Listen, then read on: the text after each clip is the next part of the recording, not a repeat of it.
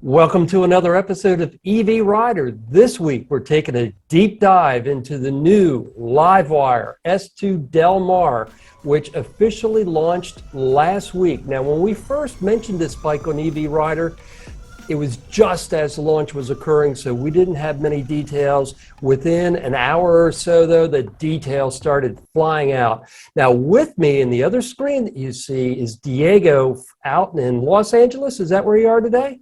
Yes, sir. Southern California, the LA area. All right. And many of you probably know Diego, at least if you're LiveWire fans, because he has had two Harley Davidson LiveWires before the brand was spun into a standalone by Harley, which of course is still continuing, although Harley is maintaining majority ownership of this new brand. So it's still fair to say these are Harleys.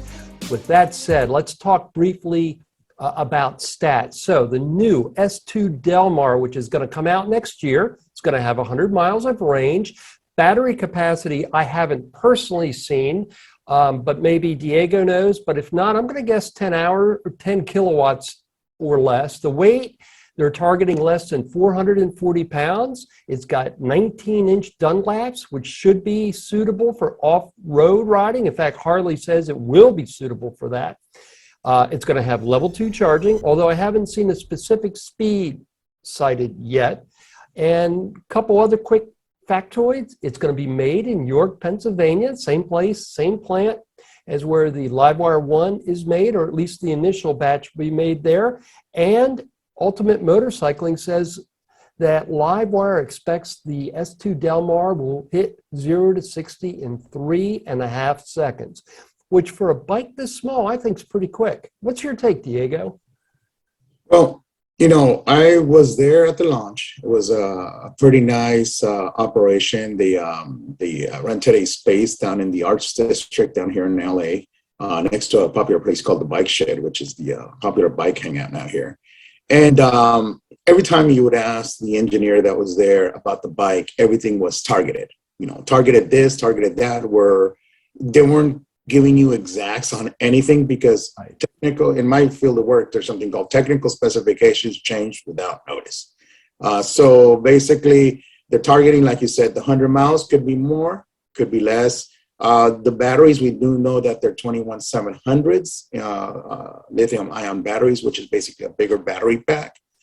Even though it's a smaller package, it has bigger batteries in there. It's going to be over-the-air updates as well, something that they're targeting on giving us. But and tell me if I'm wrong, but we don't know the capacity of those batteries yet. Is that accurate? No, there's no sum or aggregate of what the battery pack itself is. Right. Your guess is pretty accurate, when it comes to it. But once again, everything can be changed. I mean, I got I was delighted. I was up in the North Bay area 2 weeks ago, and I was hosted by the LiveWire guys at their skunk works, as I call it, or where the magic happens. And I was able to see some pretty nice stuff, including the battery packs and stuff like that. But once again, all this information is still hush-hush until I would probably say maybe a few months, if not a month or two before the official sale of the initial 100 bikes, which also coincides with the mass release of the non-launch edition version of the bikes. Yeah, and I think it's important to point out there's going to be a significant price difference between the 100 launch editions, which are already sold out. Those are 18 minutes. Yeah, 18 minutes. They're coming in at $17,699, but once LiveWire gets past that, then they're going to drop the price, according to what they've got on their website, down to $15,000. So that would be a significant price reduction after those launch editions get out. I see your face, so correct me if I'm wrong on that. And as far as I heard, that's just the basic difference right now. Once again, everything is evolving as we speak. We know we're in a high inflationary time, so I think anything a year out is subject to change. But in today's dollars, I asked them, I go point blank, so what's the difference between the launch edition and the non-launch edition? And it's similar to what the original LiveWires, that were launched. The first 500 LiveWires were considered what they call first strike bikes. And you get a special emblem on the bike with a special certificate of authenticity signed with the then CEO of Harley Davidson saying that you got, pretty much a collector's item and that goes with your bike. In this case, the paint scheme on the launch edition is either the purple or the gray, and it has on the paint scheme, I don't know if you noticed on some of the screenshots that people want to look at the screenshots, it says 0 of 100. So bike number 0 is the one we saw at the launch. Obviously people started bidding in for number 1, 2, 3, 4, 5, and 6, and hopefully they'll get those first bikes. As we know, they sold out in 18 minutes. So I got mine in. I got my order confirmation. I just don't know what place in the queue I'm in. I'm in the single digits. It would be nice. My current LiveWire is first strike number 7. It's 007 out of 500. So I crossed my fingers. Hopefully I got number 7, Del Mar, and then third bike will be another 7. So I'll have 777, right? There you go. Well, one thing, I looked very closely at all the photos you got from the launch party, and one of the things that struck me was the Harley Davidson logos in the turn signals. I don't know if you noticed that or not. Yeah, I noticed. That was nice little Easter egg that they threw in there. And as you know, they're not going to go out and reinvent the wheel when it comes to parts.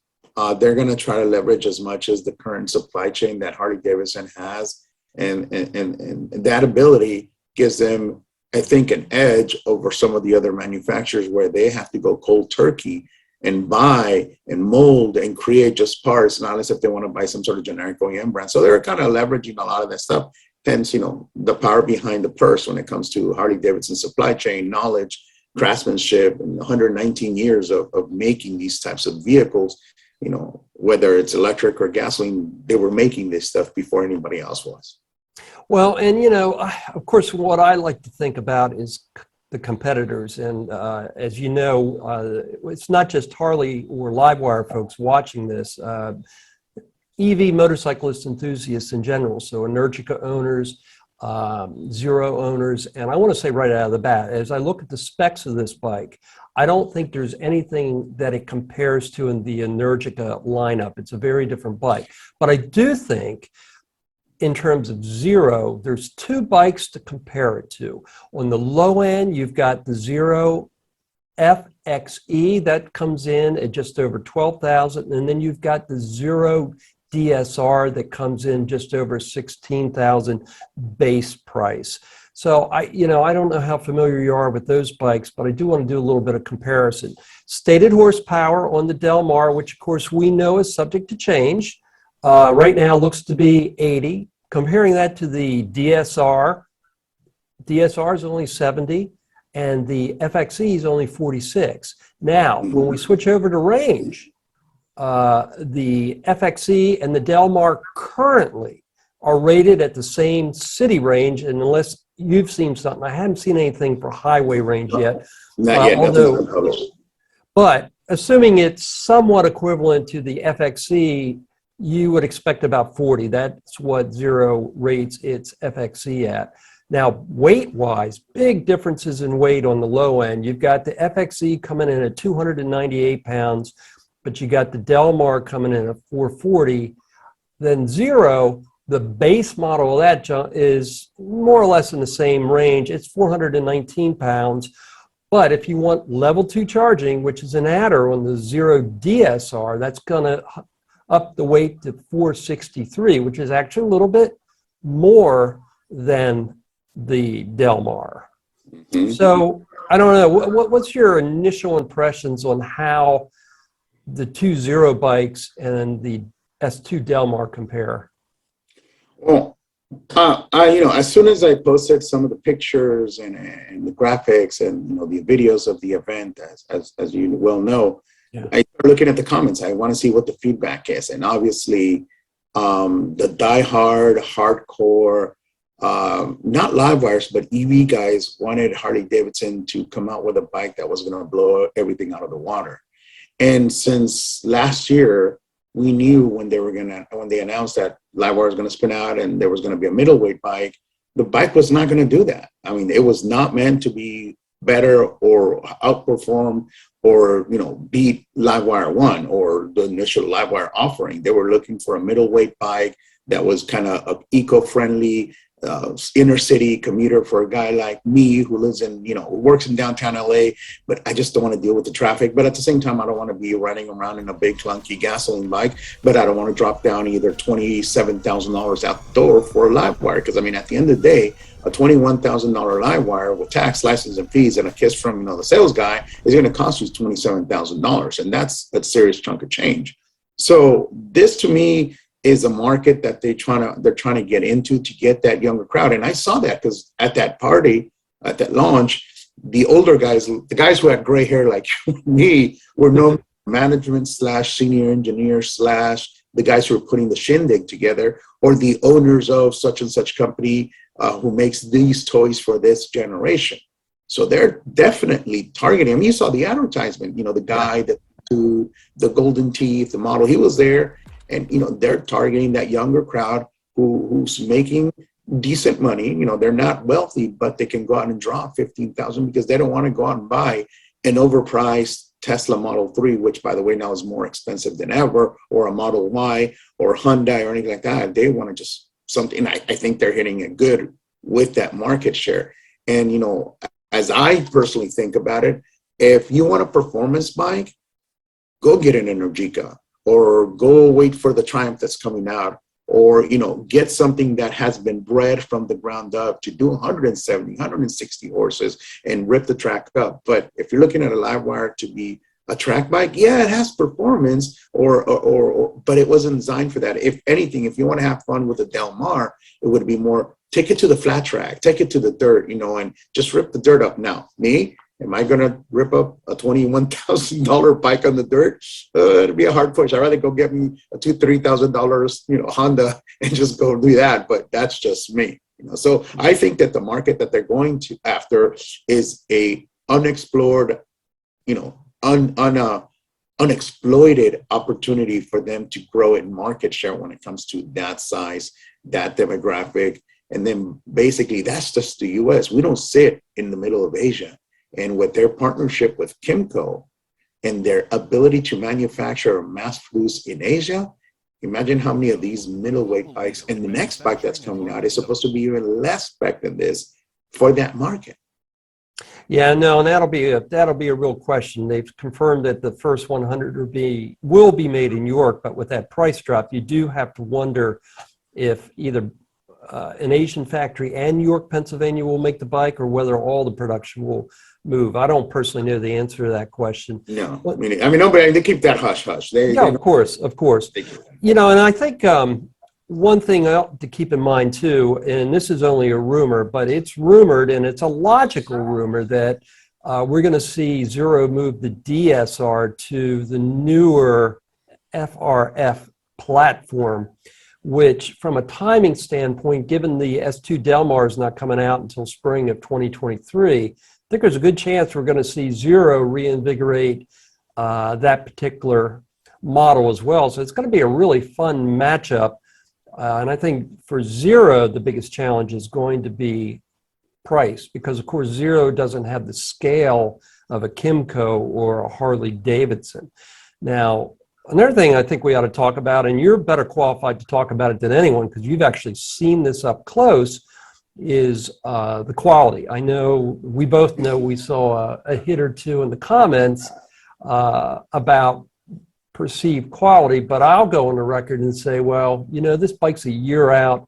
What I saw in your photos, I highly doubt is a finished assembly line bike. I think we're going to see some more refinement before the bikes that go out to customers. But what's your take on quality based on what you saw and what you've heard?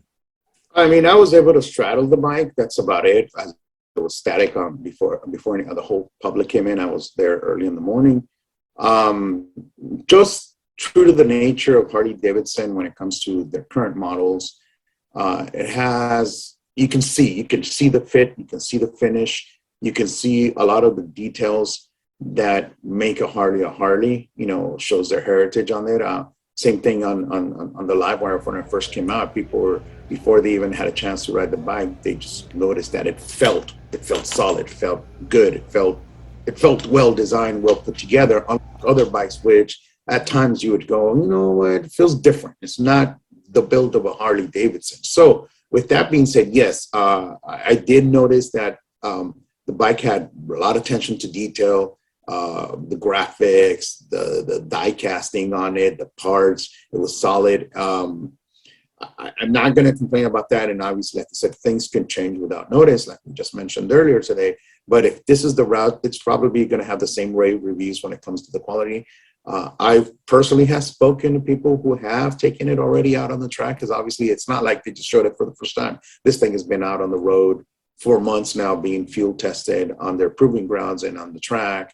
And the people who I've known who've worked on it, they say that it rides like no other, you know, for the weight power ratio that it has, the handling on the bike. And remember, it was technically designed to go on a track, on an oval track, and rip that up. So it should have some pretty decent handling capabilities alongside the build quality. So a lot of people up front go, no, I didn't like it. And other people fell in love with it. I knew a few petite women who kind of put their legs up and over it, and they felt comfortable on it, because that was the first thing. Is like, oh, how tall is it? You know, I even asked the engineer, well, how tall is it from the seat to the bottom? He goes, not disclosed right now. And the actual bike that was unveiled is remarkably dead on to the concept renderings that Harley showed off several years ago.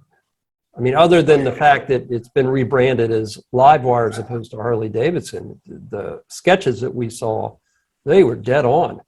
Yeah, some of my contacts who are no longer obviously with Harley Davidson or in the industry have posted some pictures on their personal pages on LinkedIn, where they have hand-clad models, little miniature of, you know, what seems to be some sort of tank and some sort of battery pack from Alta Motors.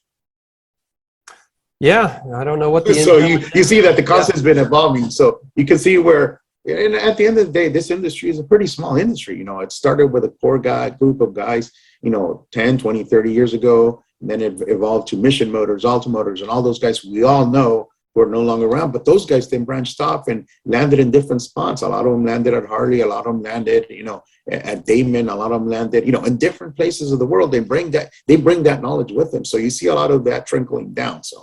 Well, and of course, we know Harley has big plans to scale up fast. I don't have my notes in front of me from the investor presentation, but roughly speaking, the numbers I remember are their goal was to get to about 100,000 electric bikes a year in about 5 years' time.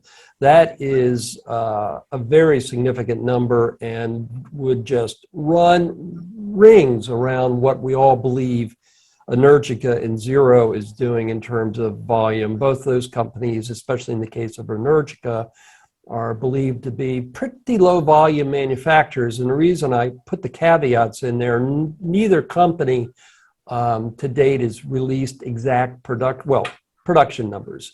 Whereas Harley, in their investor presentation, they did. I do remember this number, your bike, last model year, the official number that was quoted in the investor presentation was 387, which, yes, that's a small number, although we don't know the details there, you know, purchases versus shipped versus sitting on showroom floors. I know, for example, here in Jacksonville, my local Harley dealer still has a couple 2020 LiveWires sitting on the showroom floor.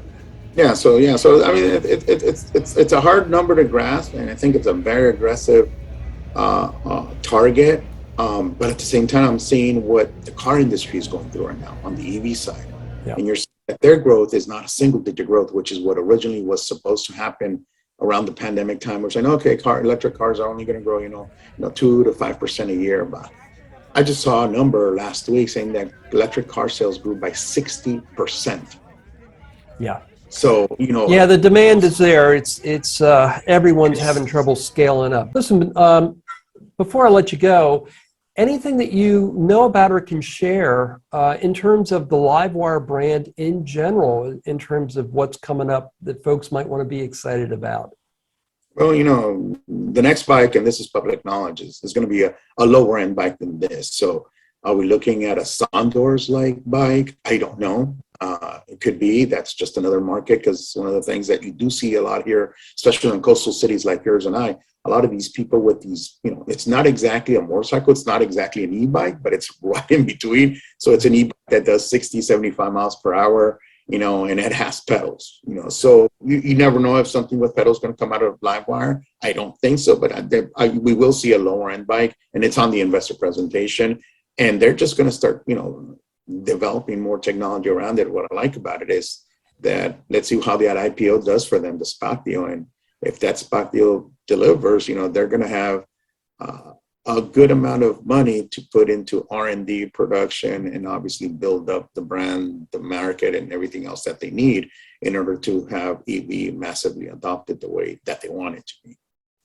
Yeah, and for those that may not know, and even though it's not, quote, technically affiliated with LiveWire, it's all part of the same family. Of course, Harley is getting into e-bikes too with the Serial 1 brand, and those are definitely premium bikes. We're talking about belt drives in those bikes and really top-end materials, although they've got some top-end prices as well. But before I let you go, I'm going to let you address one more thing that you and I both know has been raised, and that's the lack of CCS. But I do think you have to look at the bike's mission. If you're truly talking about an urban commuter that's not intended to do long distance travel, does CCS in that case matter? Well, in my personal, and here's what's funny, when I first got my first LiveWire, everybody bashed it because it didn't have level 2. Oh, LiveWire sucks because it just doesn't support level 2. It's either level 1 or DCFC, which is the correct terminology. And now that the Del Mar came out and does not have DCFC, everybody's saying, oh, well, it sucks because it doesn't have. Yeah. You're never gonna make everybody happy. Well, I think I hope that we'll see all the guys in the next gen of bikes do both CCS and fast. Yeah, I mean, and Energica, you got to give them that. I mean, Energica has. Well, but even Energica, I mean, they're capped at 3 kilowatts in terms of level 2 charging, and but I mean, they're depending where you live. anyway. Not that I don't see many Energica guys putting their bikes. I mean, I'm out on the road, whether it's long range or city commuting. I'm not out definitely looking for a level 2. I'm going, okay, where's my closest DCFC? People want everything now. So yeah, and I think it comes down to use case. I mean, I'm kind of in the opposite situation here in Florida.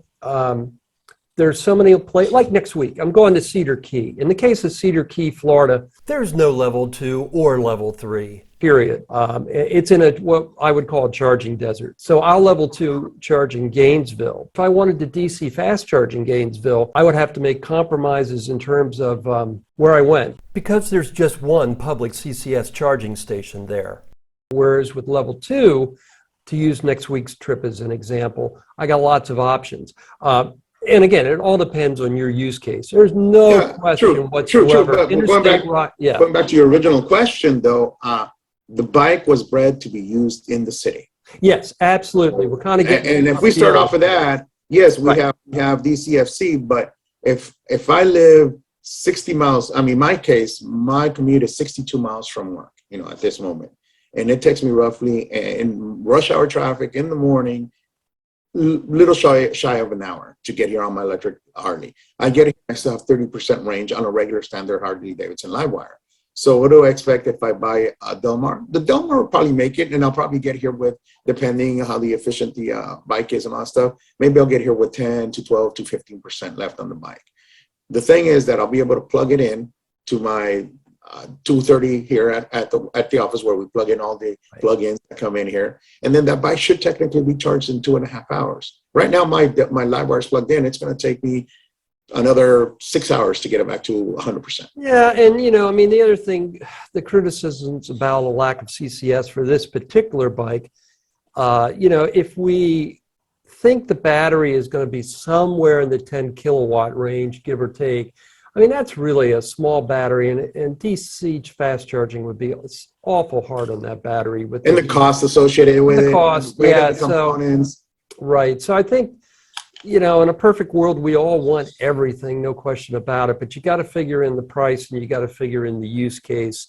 And so, I'm excited to see a competitor to Zero's lower end, mid-range off-road bikes coming? Because really, if you think about it, until the Del Mar, that particular segment, Zero's pretty, at least here in the US, Zero's pretty much had to itself. Oh yeah, and at the end of the day, I don't see. I'm an EV guy, just like you. I enjoy driving an EV. And just this morning, I'm going to post up on my social media. I saw $8.63 diesel here in California. Ooh, that's crazy. And people don't believe me. I just posted it. I literally just posted it a few minutes ago, and I wasn't going to post it. I just did it before getting online with you here right now. And with those prices, I don't care if it's Del Mar, I don't care if it's Zero. Get an EV bike, period. Yeah. Get an EV car, because that's the way we, as individual citizens, can kind of say, hey, enough dependency on foreign oil, or enough dependency on oil. This is the way we do it, and that way we can alleviate some of the stress that's going on around the world. Because the way it's looking, I personally don't think we're going to ever see that $2 a gallon gas ever again. That's history now. We're going to have to live with the new reality, which is more expensive gas, because, with all the turmoil that's happening around the world. No, I get you. And as always, Diego, I appreciate your insights. And to the viewers out there, if you found this video useful or enjoyed it, I hope you'll give it a like and subscribe to the EV Writer YouTube channel. And Diego, I look forward to talking to you again sometime soon. All right, stay tuned. There's a lot of good stuff coming down the pipeline. Yes, there is. Thanks so much.